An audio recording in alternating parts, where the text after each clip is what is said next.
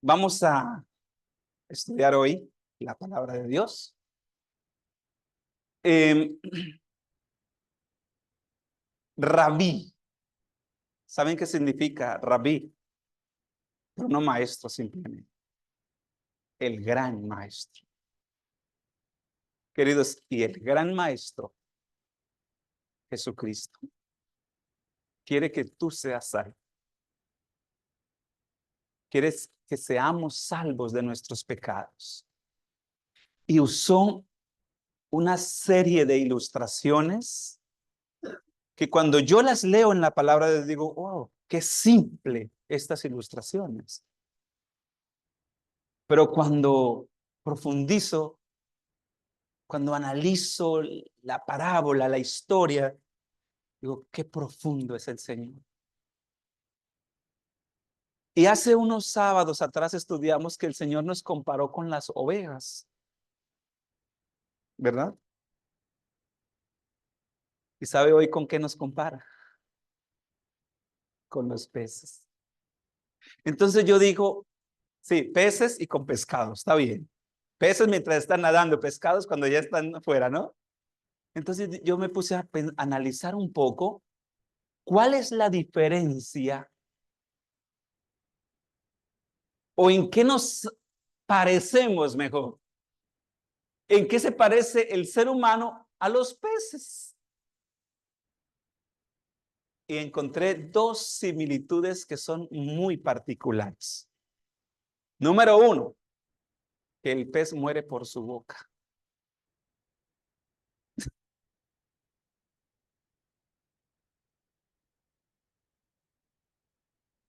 Y número dos, que a medida que el pez se hace más viejo, el pez pierde su memoria.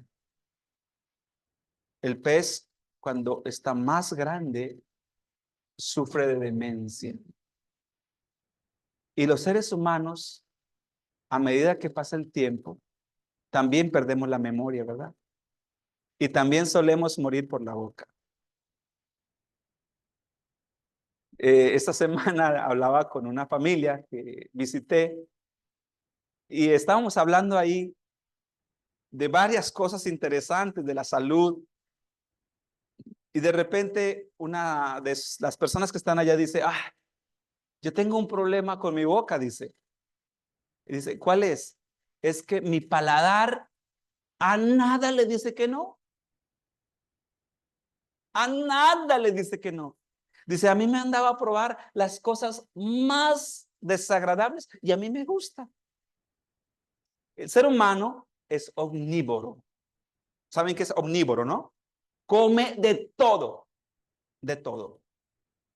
Los peces también tienen ese problema. Comen de todo. Pero aquí hay algo interesante y es que el Señor Jesús compara el reino de los cielos con una red que es tirada al mar y recoge muchos peces. ¿Verdad que sí? La red, escuchen bien, es tirada al mar, recoge muchos peces y al final del tiempo alguien empieza a separar esos peces. Algunos que ya están listos para ser usados y otros que deben ser regresados. Pero en este caso, interesante que los que han de ser buenos, los que son buenos, no son buenos para comer. Y los que son malos, no vuelven al mar. No vuelven al mar. Sino que acá dice que serán echados al horno de fuego. Parece que no tienen una segunda oportunidad. ¿De acuerdo? No tienen una segunda oportunidad. Entonces, hoy vamos a estudiar un poco sobre qué representa la red y quiénes son los peces. ¿Quiénes son los peces? Oh, nosotros somos ¿qué? Los peces. Ahora la pregunta es, ¿estás en la red o no estás en la red? ¿Por qué crees que estás en la red?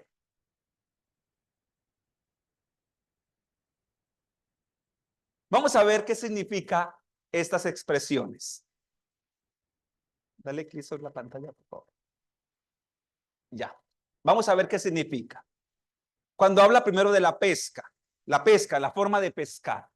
Ahora, tengan en cuenta que para pescar se necesitan ciertos instrumentos y también se necesita tener en cuenta la hora. Porque otra característica de los peces que se parece a nosotros. ¿Ustedes de noche ven? ¿Usted sí ve de noche? Los seres humanos no vemos de noche. Los peces tampoco ven de noche. Entonces, por esa razón, los que pescan, ¿qué horas eligen para pescar? La noche. O en la madrugada o en la noche. Por eso cuando ustedes se encuentran en la experiencia de que la pesca milagrosa, dice la Biblia, los discípulos le dijeron a Jesús, hemos pasado ¿qué? Toda la noche pescando y no hemos pescado nada. Y cuando Jesús se les apareció en la mañana, ya eran como las 9 de la mañana. Y entonces Jesús les dijo, echen la red hacia el otro lado. Y Pedro dijo, maestro, hemos pasado toda la noche, no hemos pescado nada, ya es de día y durante el día pues los peces nos ven y se esconden. ¿Cómo es posible? Y Jesús le dijo, ve y tira la red. Y Pedro dijo, Señor, en tu nombre, ya les ahí está el secreto, en tu nombre voy a tirarla. Jesús les dijo, vayan por todo el mundo. ¿Escucharon eso? ¿Qué es la red? Prediquen el evangelio a toda criatura. ¿Qué representa la red? Pero no el evangelio solamente, la predicación del evangelio. ¿Qué es la red? Porque yo le pregunto, tú dices está en la red. Porque Anita, Samuel y todos los que estamos aquí, hemos venido ¿a qué? A escuchar la predicación del evangelio. Pero solo se debe quedar allí. No, sino que a medida que yo escucho y estoy en la red, es decir, la red es el evangelio que ya me atrapó, ¿me debo quedar allí? No, sigue diciendo, y el que crea sea bautizado. Observen que es una secuencia, ¿verdad? Primero escucho el evangelio, la red, caigo en la red, escucho y luego debo ser ¿qué? Y ese que sea bautizado será salvo, pero el que no crea está fuera de la red. ¿Está qué? Está condenado. Ahora, veamos este otro dato, este otro texto interesante. Aquí fue donde Jesús les dijo, y les dijo, echad la red al otro lado derecho de la barca y hallaréis pesca. Cuando vamos a predicar el evangelio, ¿se trata solamente de predicar? ¿De dar información y de dar información? No, debemos hacerlo siempre aquí. Como dice, y les dijo, echen la red. ¿Quién les dijo? Jesús les dio la orden. Debemos hacerlo siempre confiados que estamos siguiendo la orden de ¿quién? De Jesús. Entonces la echaron y no podían sacarla por la gran cantidad de peces. ¿Qué sucedió cuando echaron la red en el nombre de Jesús? Miren eso tan interesante. El comentario de ese texto dice, el echar, hay un libro que ya les expliqué que se llama Palabras de Vida del Gran Maestro. Es el libro donde explica todas las parábolas. Es hermosísimo, es un bestseller. Dice, el echar la red, ¿qué significa? Del evangelio. ¿Qué significa echar la red? Y bueno, ¿en algún momento ya sentiste las mallas de la red? Sí, ¿verdad? ¿Por qué? Porque escuchó, todos los que estamos aquí fuimos atrapados, ¿por qué? Por la red del evangelio. Gracias a Dios. Y ahora escuchen bien. Una vez concluida la obra de la predicación del evangelio, ¿qué tenemos ahora, hermanos queridos? ¿Qué tenemos? Gracia, tiempo. Por eso venimos aquí libremente y escuchamos libremente la palabra de Dios. Pero quiero decirles una cosa. La profecía bíblica enseña que llegará un momento que no vamos a poder ni predicar ni leer la palabra de Dios. Porque el tiempo de gracia habrá culminado y los que fueron pescados, escucharon y fueron atrapados en la red y siguieron el consejo de la palabra de Dios, fueron bautizados, etcétera. Esos serán que. Y ahora dice acá, después de que se concluya la predicación del evangelio, sigue inmediatamente la separación de los buenos y de los malos. Es decir, que cuando tiramos la red, cae todo tipo de ¿qué? De almas. Y muchas almas querrán hacer la voluntad de Dios. Y otras estarán allí, pero no estarán haciendo la voluntad de Dios. Por eso acá dice, y vendrá la separación. Ahora la pregunta es, ¿quién va a hacer esa separación?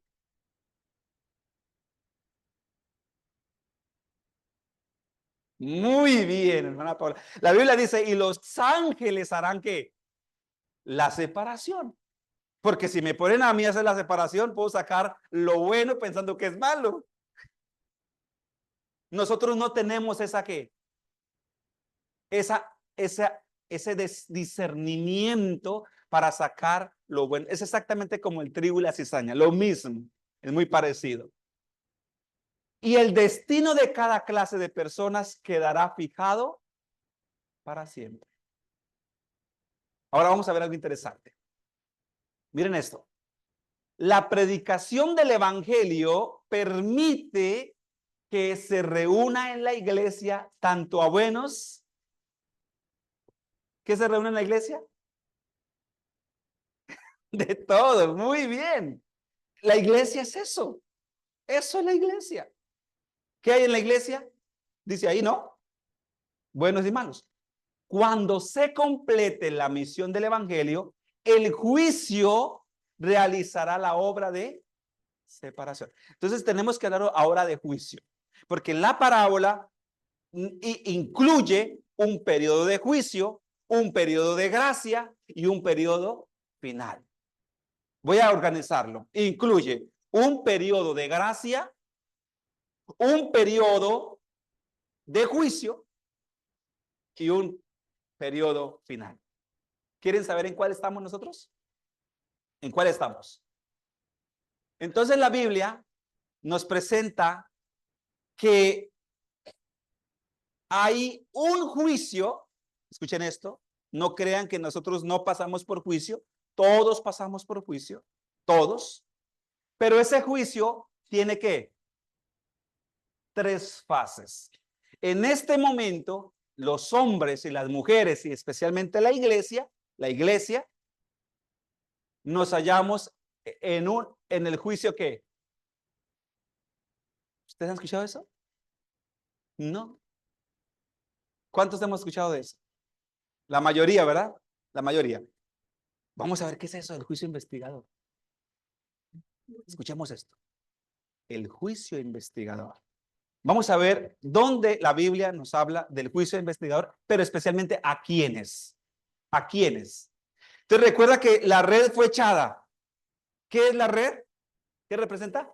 La predicación del evangelio que atrapa a todo tipo de personas y los trae ¿a dónde? A la iglesia. Muy bien. Vamos a ver para quién está hoy haciéndose ese juicio. Leamos, por favor, lo que dice la palabra de Dios en Primera de Pedro, capítulo 4, y lean por favor conmigo. A ver, ¿quién me quiere ayudar a leer? El versículo 17. Lean por favor. Lean en su Biblia. Yo voy a leer aquí para que los hermanos del Zoom escuchen. Porque es tiempo de que el juicio comience por la casa de Dios. estamos en un tiempo donde el juicio, ¿por dónde ha comenzado? ¿Por el mundo? ¿Por qué no por el mundo? ¿Por qué Dios no juzga primero a los de afuera? Muy bien. No juzga a los de afuera porque ellos no conocen lo que tú y yo conocemos. ¿Me di a entender? Bienvenidos. Háganse acá adelante, hay espacio. Mira, aquí al lado de Oscar y de... Pueden pasar. Muy bien. Entonces, ¿por qué no hay juicio para los de afuera? Porque no conocen el evangelio. Entonces el juicio empieza primero aquí, por los que ya conocemos. Ahora, ¿cómo se lleva el juicio adelante? ¿Cómo se lleva a cabo? Voy a ponerles un ejemplo. La Biblia, la palabra de Dios nos enseña, escuchen esto, que tú y yo tenemos un ángel, Salmos 34:7, el ángel de Jehová acampa. Tenemos un ángel y ese ángel está para hacer dos cosas importantes a tu lado. Tú no ves a ese ángel. ¿Escucharon eso? ¿Lo vemos o no lo vemos? Pero ese ángel está ahí. ¿Y qué está haciendo ese ángel? Primera función del ángel. Primera. ¿Cuál es la primera función del ángel? Protector. Tú no te imaginas por de cuántos peligros te ha salvado ese ángel. Una vez íbamos en Colombia, se utiliza mucho la moto. Nosotros andamos en moto con mi esposa 10 años.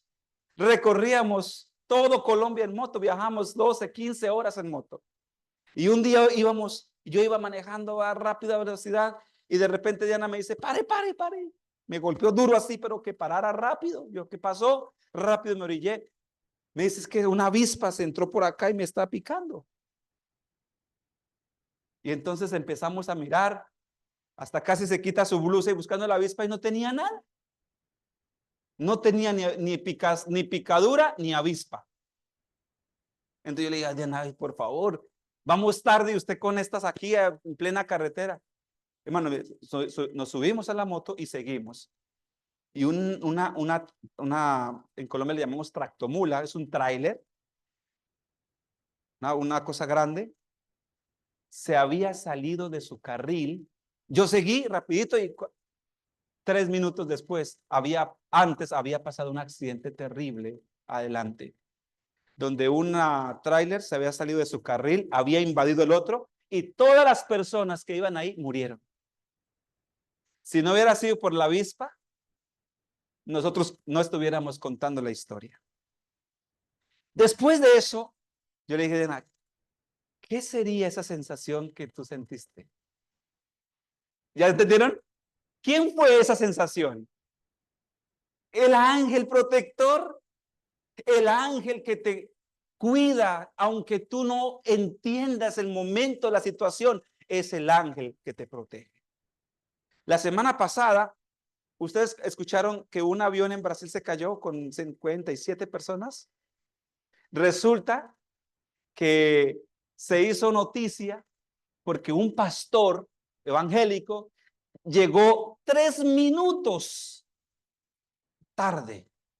Y ese pastor tenía una conferencia muy importante que ir a dar y empezó a discutir con las señoras de la aerolínea que por favor lo dejaran entrar, que él tenía una conferencia y le dice, Señor, lo sentimos mucho. La puerta se cerró y ya no tienes oportunidad de viajar en este vuelo. Si quieres ir, necesitas esperar. Y él se puso enojadísimo, se fue a hablar, a buscar con quién hablar y con los grandes mandos. 15 minutos después dice, el avión ha caído. Y él se fue, se sentó en la sala de espera, tranquilo, Señor, perdóname por ti. Si se hubiera ido en el avión, se mata también. Todos murieron. Y estaba en semejante revuelo haciendo reclamos y cuando escuchó la noticia, ya se le quitó el... Muchas cosas, hermanos, van a pasar o pasarán en tu vida donde te va a molestar porque no lo entenderás en el momento. En algún momento te has molestado porque llegó tarde, porque te dejó el carro, porque se te ponchó la llanta. ¿Te has molestado? Muchas veces no entendemos que es un medio que Dios utiliza para salvarnos, para protegernos. Entonces, la función del ángel, número uno, ¿para qué es? Pero no sé si te gusta esta segunda. La segunda, atención a lo que le voy a decir, eso lo dice la inspiración divina, es para tomar nota de todo lo que piensas. Yo no puedo ver tu pensamiento, pero el ángel sí. Oh, qué terrible, ¿verdad? Lo que sientes, lo que dices y lo que haces. Y el ángel está anotando, ¿qué cosas? Lo que piensa, lo que sientes, lo que dices y lo que haces. Y él está tomando apunte. ¿Y para qué esos apuntes? ¿Para qué esos apuntes? Para llevarlos, ¿a dónde dijiste? A juicio. Es un registro fiel que está llevando para llevarnos a juicio. Entonces la gente me dice, David, qué bueno que nos protege, pero la segunda, qué vergüenza. ¿Sabe qué dice la inspiración hablando de ese ángel protector? Ese ángel protector, él puede estar en todo lado, pero hay ciertos lugares donde ese ángel no entra. ¿Sabían ustedes eso? ¿Quieren saber a dónde no entra ese ángel? ¿A dónde no entra? La Biblia dice, a clubs nocturnos, espacios donde, ¿cómo? Los bares, ¿dónde más? Casinos. ¿Sabe dónde se queda el ángel? El ángel te va acompañando, va contigo ahí, aunque ustedes de repente van discutiendo, el ángel va ahí. Cuando ustedes entran a ese lugar prohibido, el ángel se queda en la puerta. Y ahí se queda. ¿Y adentro quién está? Solamente ángeles que ángeles adversos, ángeles peligrosos, ángeles de espíritus de demonios. Y cuando él ve que salió su misión otra vez, salió su compañera, su compañero, la persona que él cuida, dice que él se siente muy feliz porque no le pasó nada allá adentro. Y sigue acompañándolo y tomó nota de dónde fue. Y entonces, en el cielo, la persona de repente, estando allá, vamos a pensar, discutió, se puso a pelear, etcétera. Y el ángel llevó el registro y la persona se sintió avergonzada con Dios, se siente remordimiento de conciencia. Y entonces, en el juicio investigador, ese juicio investigador, ahí, en ese juicio, se revisa. Voy a poner mi ejemplo, mi nombre, David Mateus. Oh, David Mateus. Eh, a tal hora dijo, pensó, hizo, etcétera. Pero después yo reconocí mi pecado y digo, Señor, perdóname. Entonces, ¿qué hace el Señor? Al frente de ese pecado, que yo sé que estaba mal, Él pone, perdonado. Oh, qué bonito, ¿verdad? No, perdonado. El pecado queda ahí todavía. Ahí queda el pecado, pero al frente de cada pecado está la palabra perdón, perdón, perdonado. Mentiroso, perdonado. Codicioso, perdonado. Lujurioso, perdonado. ¿Sí? En este momento, tú tienes un registro muy clarito desde el momento que naciste hasta ahora. ¿Ya te imaginaste tu libro? ¿Sí? ¿Sí, hermano? ¿De qué tamaño será tu libro? Bueno, pues el juicio investigador dice que en esta fase del juicio, las personas que deciden aceptar a Cristo y pertenecer también al pueblo de Dios, entran a un juicio de oportunidad. ¿Por qué de oportunidad? ¿Por qué de oportunidad? Porque el juicio investigador no es para condenarte, sino es para darte la oportunidad de que te arrepientas de tu pecado. ¿Vamos bien hasta allí? Los libros son abiertos y es analizado cada deleite de su vida. Eclesiastés 12:14 está, siendo el código del juicio la ley de Dios, y la suerte de todos quedará ¿qué? Entonces, Apocalipsis, el capítulo 22, versículo 11, versículo 10 y 11 dice, el que es justo seguirá siendo justo, y el que quedó sucio quedará siendo, y el que, etcétera, etcétera. En este momento de la etapa del juicio, entonces el que quedó bien, quedará bien. ¿De acuerdo? ¿Vamos bien hasta allí? Entonces ustedes, en el juicio final, cuando estemos en el cielo, resulta que voy a ponerme de ejemplo, porque no quiero poner a ninguno, pero voy a ponerme mi nombre, Dios me ayude. Ustedes llegan al cielo, el hermano Oscar está en el cielo, el hermano Luis está en el cielo y todos están en el cielo. Estará el pastor David, no lo vemos aquí, pero el hombre predicaba bien, ¿cierto que sí? Se veía muy bien, pero no está aquí. Y entonces ustedes van a pensar, como no está en el cielo, ustedes van a pensar, oh, Dios es muy injusto. ¿Por qué es tan injusto? ¿Por qué Dios es injusto? Porque tan buena gente que se veía, pero no está aquí. Entonces Dios, en su misericordia, y ustedes están preguntando por David, Dios le va a dar el libro a ustedes. Mira, piensen que ustedes todos recibieron el libro. ¿De quién? De la historia de David. En ese juicio se le conoce como el juicio ¿qué? Comprobatorio. Y entonces ustedes van a empezar a mirar y abren la primera página. Aquí dice biografía desde el 4 de octubre de 1984 hasta el día de... Y empieza el minuto. Y ahí ustedes van a descubrir, wow, habían pecados que no confesó, habían pecados que no abandonó, y finalmente pecó contra el Espíritu Santo porque no fue obediente a lo que él conocía de las Sagradas Escrituras. Y no solamente está así generalizado, sino que están los detalles que yo no quisiera que ustedes conocieran. Y por esa razón Dios dice, no está aquí.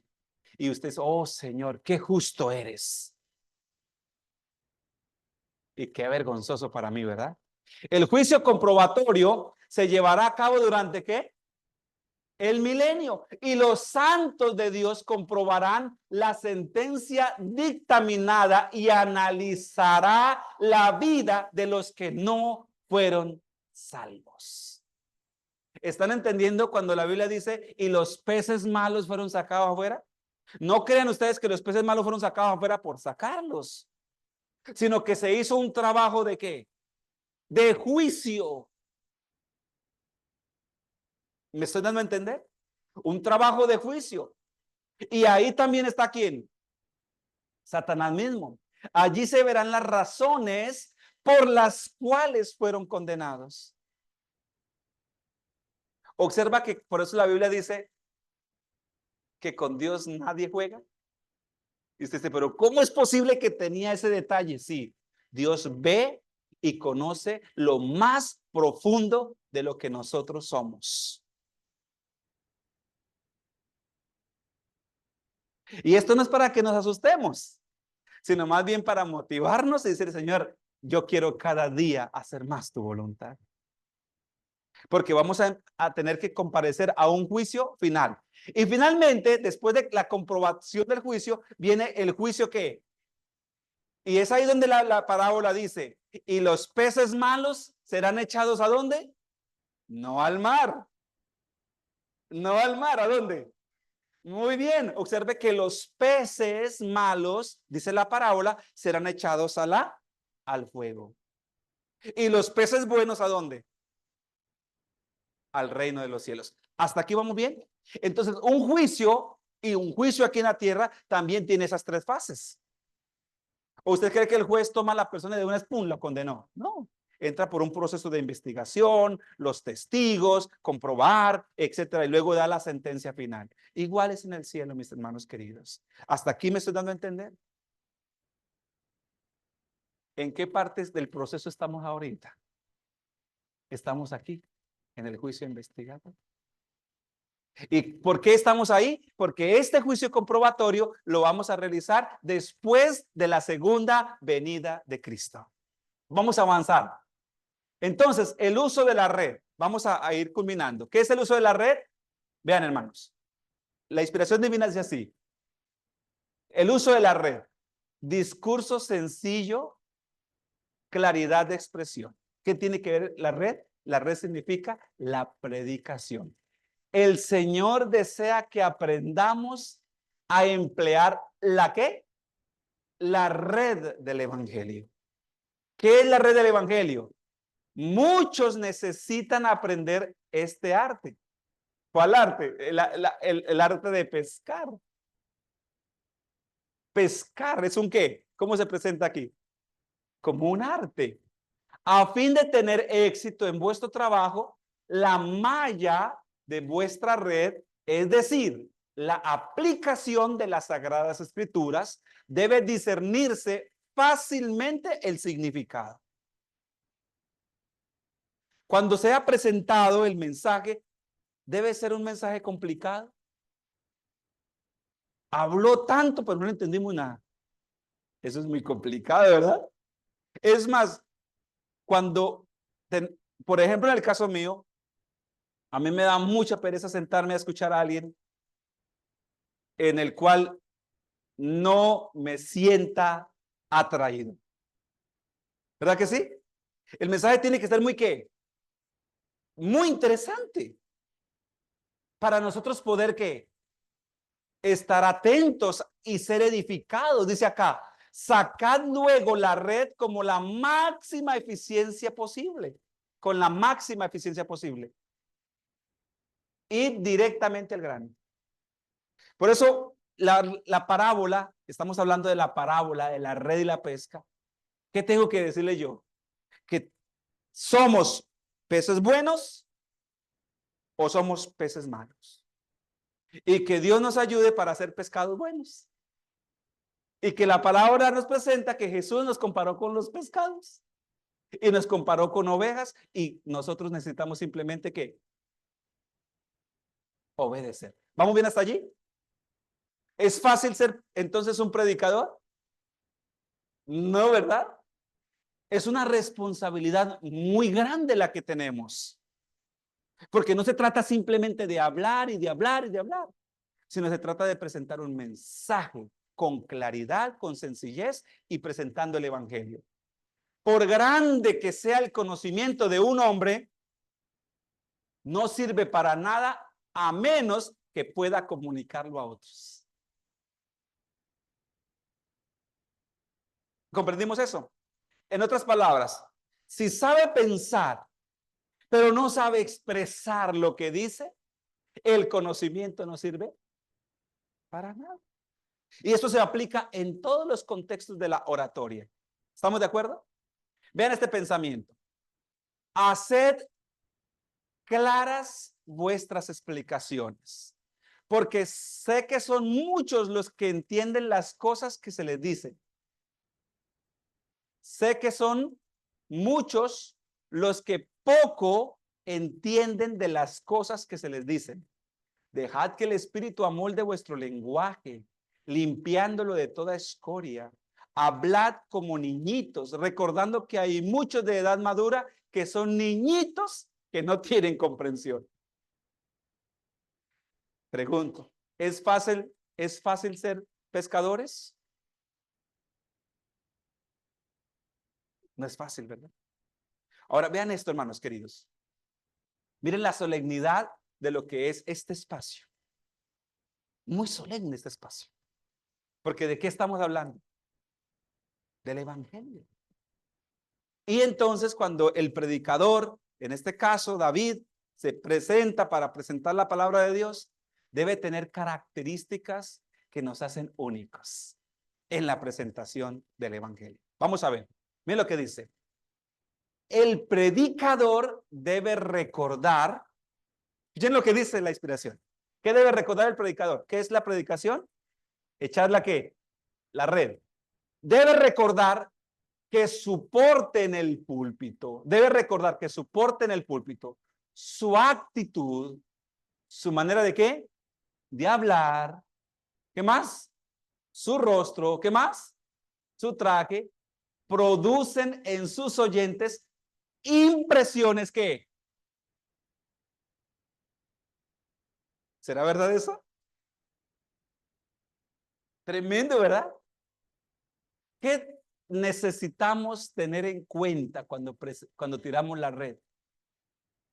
Estos aspectos. ¿Verdad que sí? Exacto, bien peinadito, ¿qué más? Miren nada más lo que dice acá. Debe vestir el predicador de una manera que cuadre con la dignidad de su posición.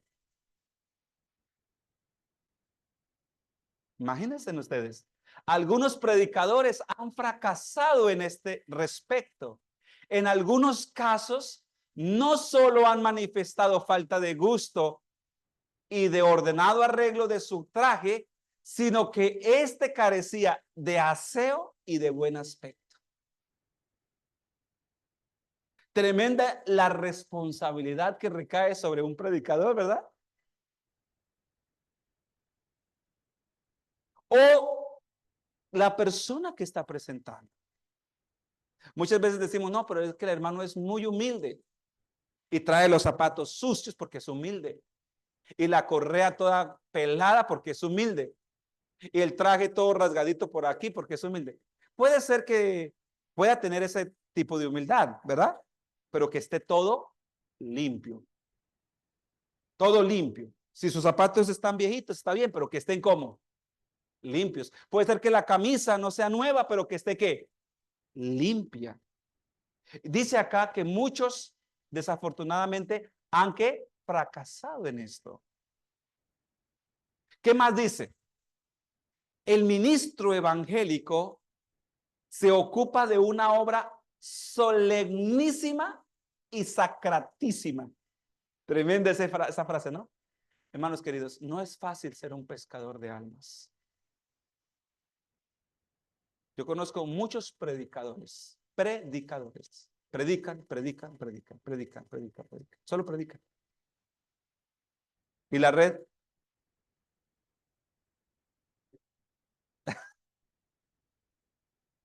en toda reunión mire esto, mire esto, queridos, escuchen esto tan bonito. Quiero que ustedes, hermanos, se concienticen de lo que estamos leyendo, pero también quiero que se concienticen de quién está aquí.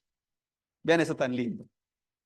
En toda reunión donde se enseña la palabra de Dios, los ángeles están presentes y los que dirigen tales reuniones deben trabajar con tanta solemnidad como la que Cristo manifestó en sus enseñanzas. ¿Quién está aquí con nosotros hoy? Los ángeles. ¿Quién está ahí a tu lado aunque tú no lo ves? Les voy a contar esto rápido. Ya lo he contado, pero les voy a contar esto para algunas personas que me impactó mucho. Una hermanita de nuestra iglesia tenía un marido, de esos maridos que ustedes nunca quisieran tener. Le hacía la vida a cuadritos. Ustedes bien saben que nosotros somos vegetarianos. Y este señor llegaba con un montón de carne de cerdo, carne más contaminada que conseguía. Y la hermanita tenía su ollita con su arrocito, su sopita, todo. ¿Y sabe qué hacía este hombre? Venía con esa cerdo y decía, mire, se la echaba ahí y le contaminaba toda la comidita. Y de esa manera le hizo la vida imposible como 30 y pégale de años. Entonces los hermanos de la iglesia le decían, ¿por qué no lo dejan? Deje ese señor, tanta guerra que le ha hecho. Y la hermana decía, no, voy a estar con él. Y ella era un amor con ese señor. Le hacía la vida cuadritos, pero ella era toda una mujer tierna con ese señor. Pero muy tierna. Hasta que un día llegó a la iglesia y dijo, hermanos, oren por mí, por favor, oren por mí, porque hoy mi marido me dijo que si me venía a la reunión era mi último día y se quedó afilando una macheta. Es decir, que ahora que yo regrese, él me dijo que me iba a quitar la cabeza. ¿Se imaginan ustedes qué tipo de hombre era? Y ella seguía con ese amor, mi amor, aquí estoy, mira, acá está tu comida, etcétera. Una tranquilidad. Y un día le dijo, yo quiero ir a ver a tu iglesia. ¿Por qué te amañas? ¿Por qué te gusta tanto estar en ese lugar? ¿Qué es lo que te atrae tanto estar allá en ese lugar? Y ella se vino para la iglesia el sábado normal. Ella dirigía el programa de la escuela sabática. Estaba dirigiendo el programa de escuela sabática. Y sí, cuando se vio el hombre entrar con una macheta en la mano.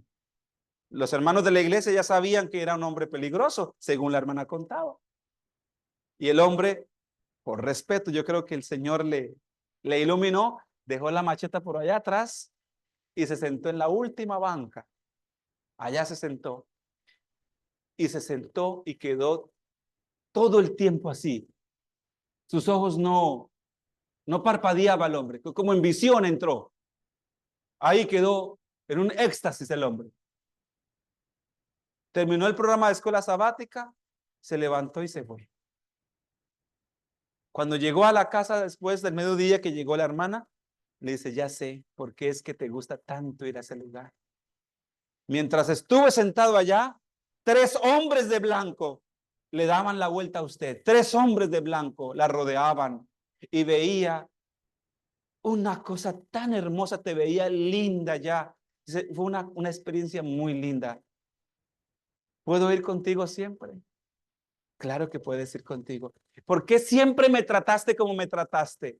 Y ella le dijo así, yo sé que así como tú eres, nunca podrás ir al cielo, nunca podrás ir al cielo. Y soy así contigo, porque quiero que veas en mí un pedacito de cielo. Pocas mujeres soportarían eso hoy, pero esto es lo que hace el poder del evangelio. Y ahora que leía esto, ¿quién está aquí presente con nosotros? Yo digo, ¿qué más quieres? ¿Qué más quieres vivir? Saber que tienes un ángel que está contigo y que en estos espacios también están los ángeles. Por eso yo los quiero felicitar, porque se toman este espacio para venir y poder fortalecer nuestra fe. Y de manera especial, saber que tenemos un ángel.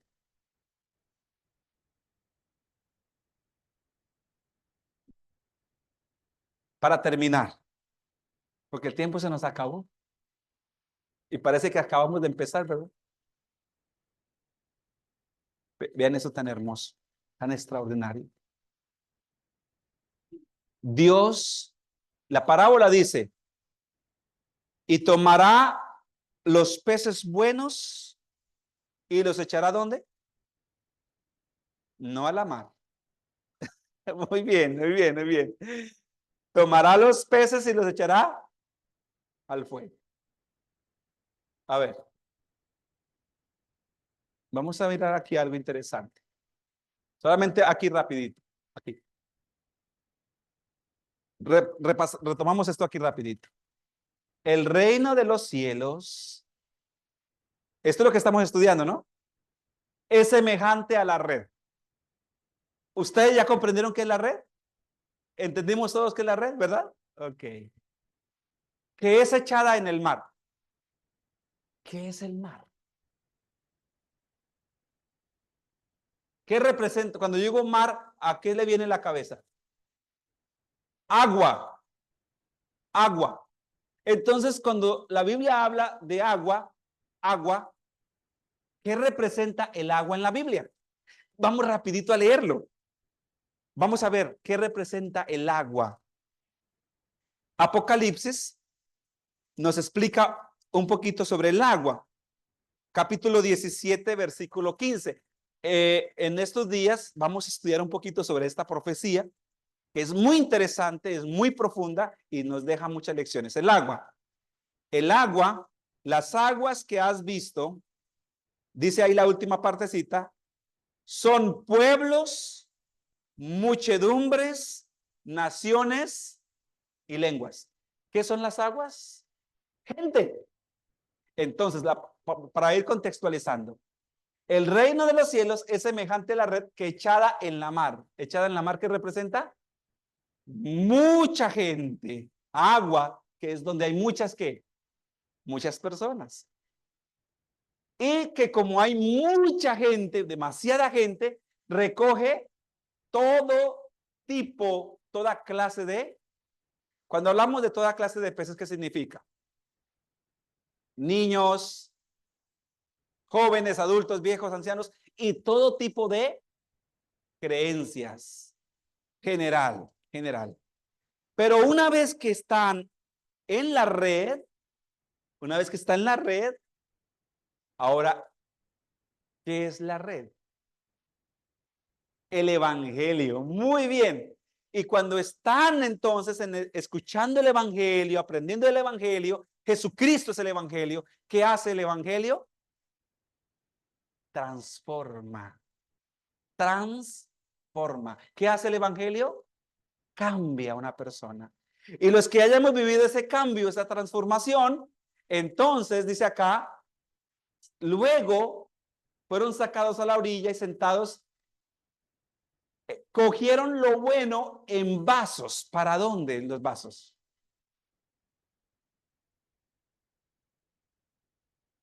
Los vasos para el reino y lo malo fue echado afuera. Y acá dice, y los ángeles apartarán a los malos de entre los justos y los echarán en el horno de, y allí será el lloro y el crujir de dientes. Hoy estamos en la red.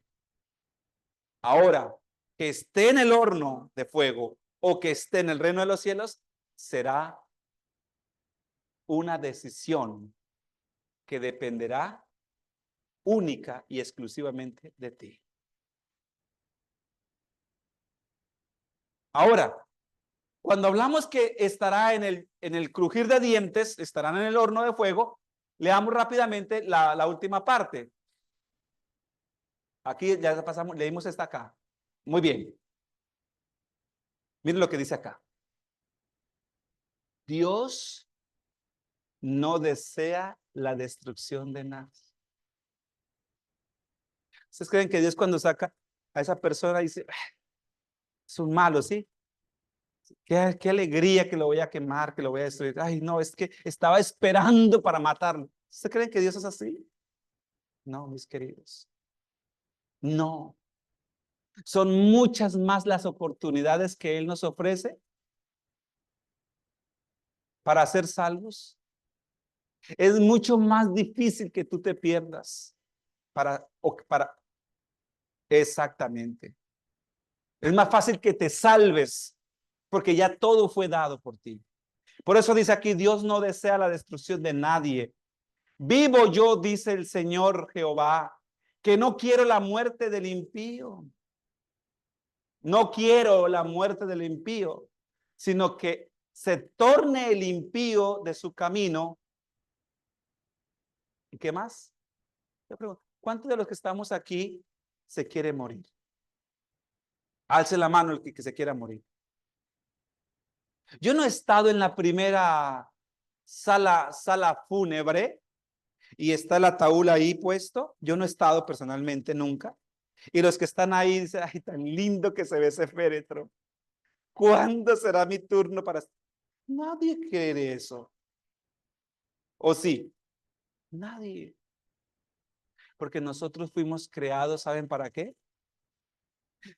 La Biblia dice, Eclesiastés 3:11, y Dios puso en el corazón del hombre eternidad. ¿Qué puso Dios en nosotros? Eternidad.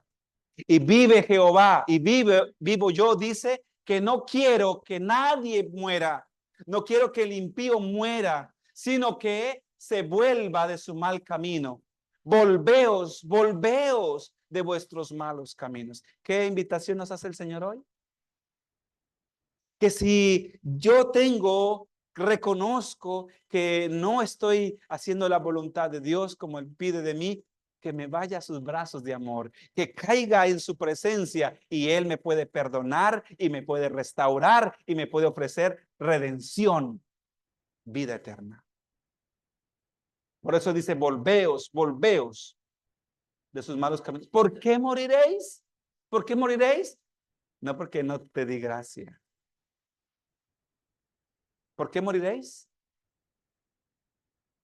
Durante el tiempo de gracia, su espíritu está induciendo a hombres a que acepten el don de la vida.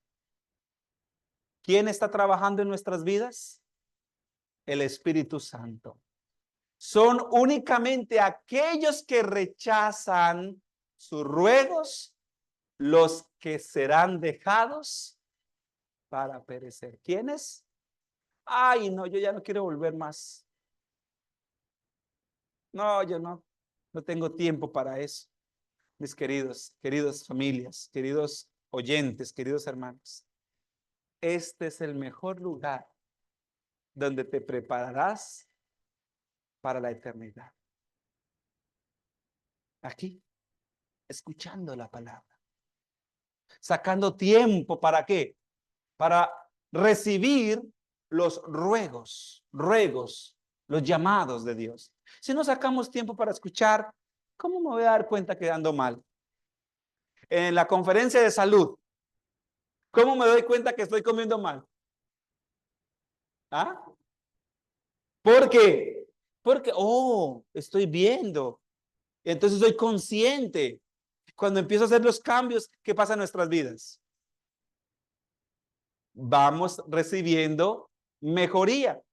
Dios ha declarado que el pecado debe ser destruido por ser un mal ruinoso para el universo. Los que se adhieren al pecado perecerán cuando éste sea destruido. ¿Qué va a destruir Dios? El pecado, pero no a mí. ¿En qué momento entraré yo ahí? Si rechazo los ruegos de Dios. Si el pecado exactamente es correcto. Si soy un practicador, pero el pecado va a ser destruido, pero no yo. Solo en el momento que el pecado sea parte de mi vida, también será destruido. Entonces, ¿qué desea el Señor? Que estemos como. ¿Sí en cuánto? Vean esto. Procura con diligencia a todos individualmente. Dios te hace este llamado. Procura con diligencia presentarte a Dios como aprobado. ¿Cómo nos vamos a presentar? Pero nosotros no podemos presentarnos aprobados. ¿Cómo lo hacemos? Señor, aquí estoy. Un hombre pecador. ¿Y qué hace el Señor? Él es el que me aprueba. Él es el que me limpia. Él es el que me sana. Él es el que me cura. Él es el que me salva, el que perdona todos mis pecados. Y dice ahí, procura con diligencia presentarte a Dios aprobado como un obrero que no tiene nada de qué avergonzarse, pero especialmente que usa bien la palabra de verdad. ¿Cuántos en esta mañana queremos vivir esa experiencia? ¿Cuánto nos gustaría presentarnos a Dios cada día dispuestos a hacer la voluntad de Dios? Yo quiero decirles algo con mucho cariño. Durante la semana visito varias familias visito que nos dan la oportunidad de ingresar a su casa por asuntos de salud, por asuntos de cocina y también porque quieren conocer de la palabra de Dios. Y algunos no han podido venir porque trabajan los sábados. Pues les voy a contar algo. La mayoría de personas están cansadas de vivir en el pecado. Esta semana me dijo un joven que le gusta mucho el vicio, está hundido en drogas, en alcohol, y me dice: David, ayúdame por favor a salir de esto, estoy cansado de esto. Llevo más de 10 años practicando esto y ya no quiero más, ayúdame por favor, ayúdame. Hay gente que está cansado de practicar el pecado, ya no quieren hacerlo. Te voy a ayudar cómo hacerlo, pero yo no lo puedo hacer por ti. Te voy a mostrar el camino de cómo lo puedes lograr. ¿Es correcto? ¿Qué puedo hacer yo como hombre?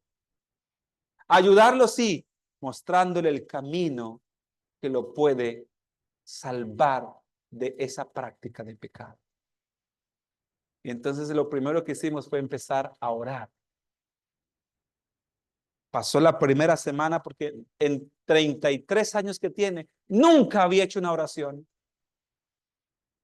Y cuando hizo su primera oración, le pregunto: ¿cuál fue tu experiencia? Y se pone a llorar ese muchacho. Y llora y llora y me dice: me sentía muy avergonzado. ¿Con quién? Si nadie te estaba viendo. Estaba solo en una habitación. Practica la oración solo, tú y Dios nada más. ¿Con quién estabas avergonzado? Dice: yo sabía que aunque no había nadie conmigo ahí, Dios estaba conmigo y me sentía muy avergonzado con él. Pero después de que terminé la oración me dice: oh, sentí mucha paz y pasé un día con mucha paz. Y solamente paz, me dice, no, también tuve fuerza para no practicar más el vicio. Y llevamos 2 semanas en ese trato, donde tengo que llamarle en la mañana, en la noche y estar haciendo ese ejercicio espiritual con él. Es posible que hoy venga a la conferencia de salud, pero la experiencia de ese joven es la experiencia de muchas personas que en sus diferentes situaciones de la vida ya no quieren pecar más. Están en una sed de encontrar agua que les sacie la sed. Y qué bonito que la palabra de Dios nos trae hasta aquí para buscar, para saciar esa sed y buscarle una solución a nuestras vidas. Solamente las manos de Dios podemos encontrar solución. Termino con esto, queridos hermanos. Cuando ponemos nuestras vidas en las manos de Dios, entonces la mano de Dios dirigirá tu vida. ¿Me di a entender? Y si la mano de Dios dirige mi vida, en su vida, en sus manos, no tengo peligro. Estoy protegido. Que Dios nos ayude a vivir bajo su sombra poderosa, a vivir bajo sus alas de misericordia y a cada día estar dispuestos a seguir las instrucciones claras, vivas del Evangelio. Este mundo es pasajero. Este mundo pronto lo vamos a dejar. Cada día ustedes pueden ver que las cosas se tornan más difíciles. El pecado toma más terreno y pronto dejaremos este mundo. Pero si vinimos a este mundo y vamos a dejarlo, lo dejamos porque nuestro destino es el reino de los cielos. Que el Señor nos bendiga, hermanos, que bendiga su palabra y que cada día podamos hacer la voluntad de nuestro Dios. Amén.